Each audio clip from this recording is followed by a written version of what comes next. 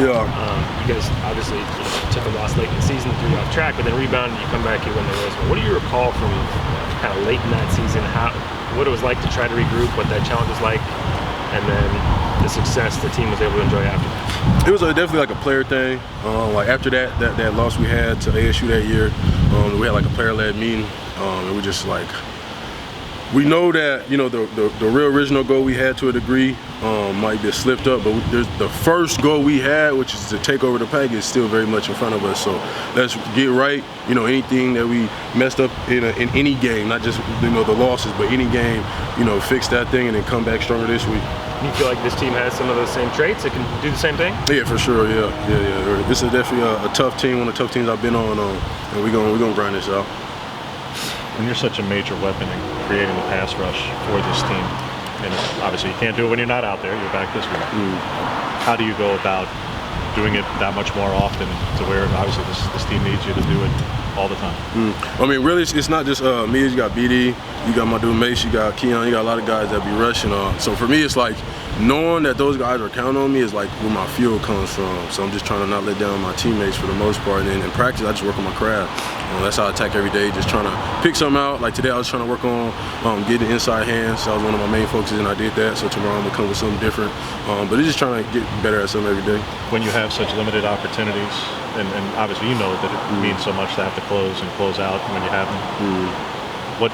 What is the feeling like the next day when you see on film and see how Penix got away on that one on third down, where again you just have finite options and finite possibilities to get to him? Yeah, that's something that it's like a growing pain. You look at that and be like, you know, how could I have been more square? Maybe how could I have took a better angle when I bent the corner? How could I have been in the corner better so that I could have got him before he took off running? Because he got a little speed on him. So anytime, like I said, when a quarterback sees you coming, you got to know he sees you coming and anticipate him taking off. So that's definitely something that you keep in the back of your head. And in practice, when that same opportunity comes, you attack it, even harder with better angles and just kind of more conscious. And that was a third down play. You guys have had trouble on third down as a unit. Again, I realize for you that means pinning your ears back and getting home. What more can you do in those spots where it's not just third and long, but that's been an area of struggle? That's where you got to look at first down. You got to look at second down. If you give enough runs, you get enough little passes that make third down harder. When it's third and long, you know what I mean. You got to understand that if there's like we played a team that gonna throw the ball out quick, so you got to understand how your pass rush might have to change. Where even if you know you can get the edge, and maybe you don't get the edge, you do a power rush to try to mess up the throwing lane. So stuff like that is all you look at film. You don't just look at that play, or you just look at necessarily like just third downs in general. You look at first down, you look at second down, because you want to see, okay, how did we get to third down, and why did we not win third down? And then you go back after you watch film as a team, and then you get better from there. You drew some parallels to that 2019 team with the in-season and after the game meeting with the team. Was there something like that this year after this Washington loss? Yeah. We got some things that, like as a team, when we feel like things aren't necessarily going the right way, that ain't the coach's job to, talk to us about that. That's our job. So that's definitely something that, we're going to take pride in and make sure that we fix up. To go off of that, the last 48 hours, how has this team responded to that loss? Well, it's going to start with a lot of anger, a lot of frustration, all that, but then it's going to transform into understanding, like, when you really watch the film, like, the little mistakes that turn into big mistakes. So once you get past the first, emotions that come out, you realize, like, okay, we actually didn't necessarily play as bad a game as we might have.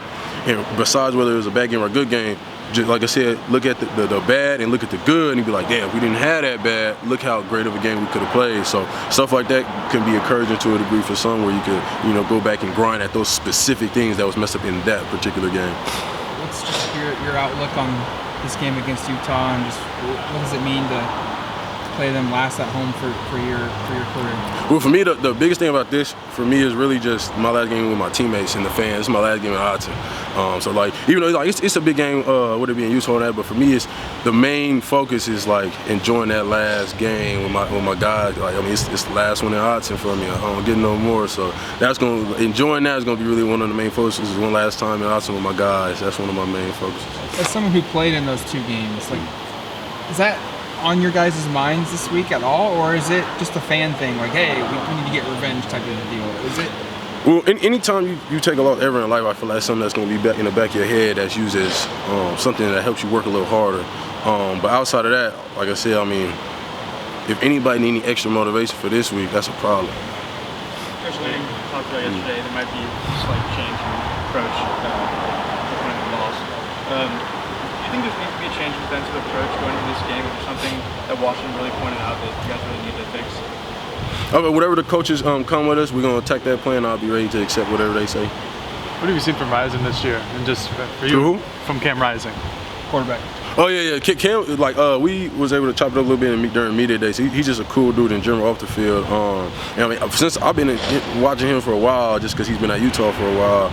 So like, I mean, he's been doing what he's been doing for the most part. So like, we know what to expect from him. He's gonna come ready, and so we gotta come ready. Obviously, those last 2 games against them last year, the battle up front was a big, issue and a big point.